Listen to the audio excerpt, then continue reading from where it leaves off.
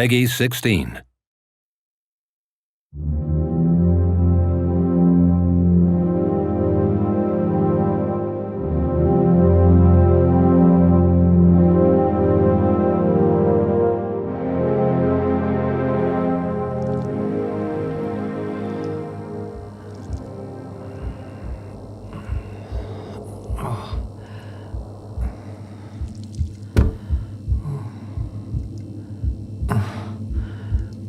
Oh, my head.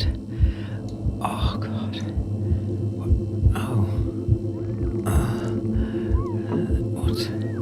Oh, shit. Oh, shit. Oh, shit. Oh, my God. Oh, I must be dreaming. I must be dreaming. Come on. Get me out. Get me out. Help.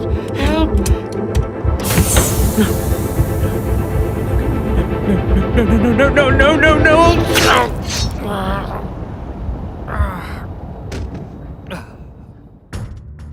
Welcome, or vítejte, how you would say in the Czech Republic. My name is Toby, and today I will take you on a brief tour through the fantastic world of The Last Oricru. The Last Oricru is an action RPG with a strong emphasis on a dynamic storytelling that is driven by players' decisions. If you manage to survive, that is. Welcome to the beautiful world of Vardania, a planet in a distant galaxy in which what we consider a medieval world and a science fiction world collide. You are taking the role of Silver, one of only a few humans that are roaming this living and breathing world. Why you shipwrecked on this planet and why you were just woken up from your cryo chamber is yet to be discovered. When I said living and breathing world, I'm of course admiring how cool it looks. However, behind the shining facade, a massive civil war and strong oppression rages. The predominant races are in war, and you get thrown right in. Combat in The Last Oricru is tough, skill-based, and unforgiving. From tricky duels to mass fights with multiple NPCs, you'll come across dozens of enemies, sometimes even at once. But not everyone must strictly attack you right away. Factions might even fight alongside with you. Everything depends on your relationships you were building up beforehand. The Last Oricru introduces one or two-handed weapons, shields and maces, and even magic. But you can always get good and level up, right? The Last Oricru offers a deep skills-based RPG system. Collect essences from fallen enemies and invest in one of 6 skills, which should make your life a little easier. It's simple but very effective. Don't drown in statistics and overly complex skill trees. Just loot, level and repeat. Now, let's take a look on something really cool. The Last Oricru offers a unique playthrough for everyone. Depending on your choices, you're not only influencing the war, but also create your very own story in Vardania. Every choice matters, and you can come to multiple possible endings. In this situation, the Queen is about to visit the monastery in which we woke up earlier. Our task was to hide one of the illegal magic items from her. There you go. You don't know why, you don't know who those people in the monastery are, neither who that queen is. So you're offered to make a decision. There is no right or wrong, just your way. They do have this. Well, there was a wrong answer for poor Tobias here, but according to your decisions, the story will unfold in a certain way. Okay. Poor Jeffrey here suffers from your decision as well, but this is not a game over. This is your way, and you will have to go with it. But what if we would choose differently? Let's lie about the lightning rods. We end up in the same cellar, let's call it the safer end. Oh, and see, good Toby is still alive, well, more or less. And our story continues from here. We just showed you 2 options, but believe me, there are way more. Tobias, for instance, needs healing. Will you give it to him? Or will you rather trade it for better equipment? Will you help Toby escape and watch his story unfold? Or do you kill him right in the beginning and loot his corpse? Sorry Tobes, but money rules the world. The decisions you can make in The Last Oricru are influencing your entire playthrough. If you decide to rather give the medkit to the Ratkins, they will not attack you, but stand on your side. On the contrary, anger them, and you will have more enemies, but also more loot, more XP, but also, well, eventually more deaths. But your decisions don't have to be definite. Remember when I said living and breathing world? I meant it. Life is change, right? And decisions are there to be changed later. In this particular situation, the Ratkins are on our side. Our task is to open the gate and invade the castle together. On our way, we meet the Marshal.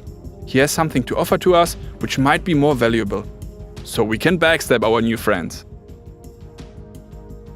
Your decisions will have a direct impact on the world and how people will react to you.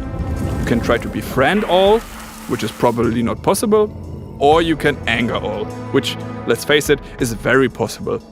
However, your choice matters, and that's important. Enough politics. Let's take a look on boss fights.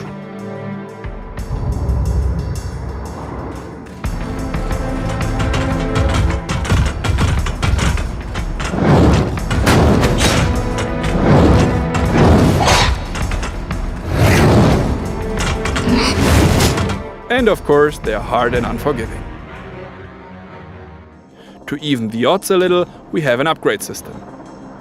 You can upgrade every item in your game. Find your favorite gear and carry it to the end, if you wish so. Of course, there's valuable loot to find in the world, but everyone has this one favorite weapon, right? And see, the fight looks already way better. However, it seems like the spider is still too hard for silver. In cases like these, you need a partner in crime, which leads me to the second major feature of The Last Oricru, which is couch co-op. The Last Oricru is designed as both a single player and a co-op experience. What is even cooler is that there are hidden mechanics and features that can be only triggered in cooperation. The spider from before is still a tough challenge, but with 2 players we can trap her and get an easier kill on her. You can win together or fail miserably. The game does not get easier per se, it just offers you another way to approach things. And who doesn't want to slide through enemy hordes with a buddy?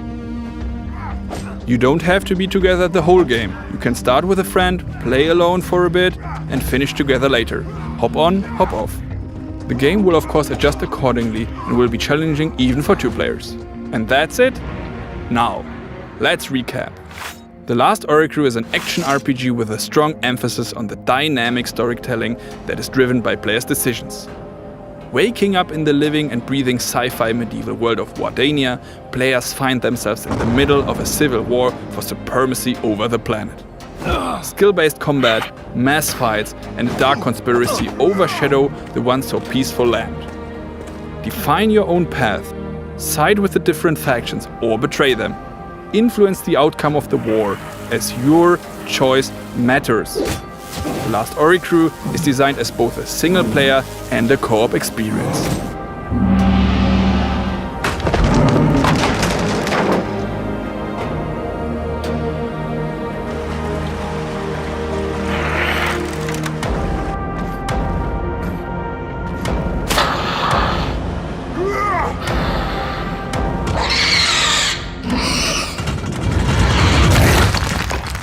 Thank you very much for taking the time, and also time to make some friends since it's co-op. So see you later. Thank you and goodbye.